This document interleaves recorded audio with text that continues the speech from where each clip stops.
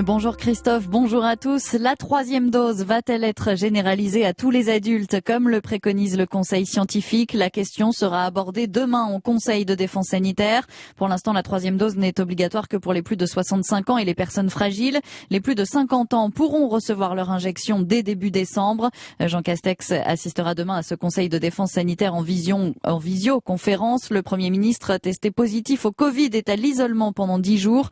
Jean Castex qui a reçu ces 2 doses, à l'exception de légers symptômes, je me porte bien, a-t-il assuré.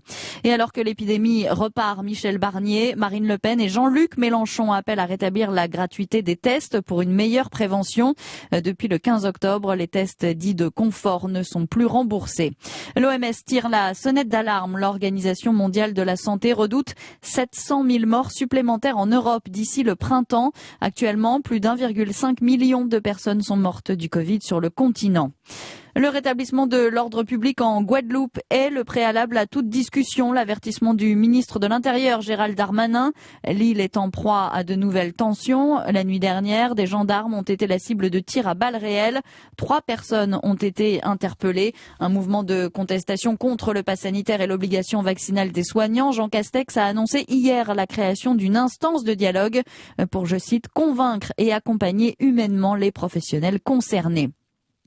Quelle attitude adopter contre les débordements dans les stades? 4 pistes sont à l'étude, notamment la question de la sécurisation privée, l'interdiction de stade ou le processus de décision de qui arrête un match.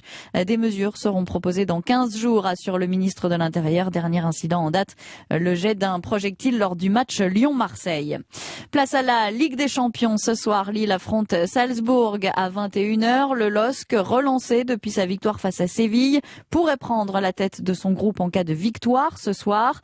Demain, le PSG sera opposé à Manchester City. Il manque encore des choses à Paris pour être une équipe vraiment forte, a déclaré Lionel Messi dans un entretien au quotidien sportif espagnol Marca, la superstar du PSG qui réaffirme toutefois le statut du club de candidat au sacre en Ligue des Champions.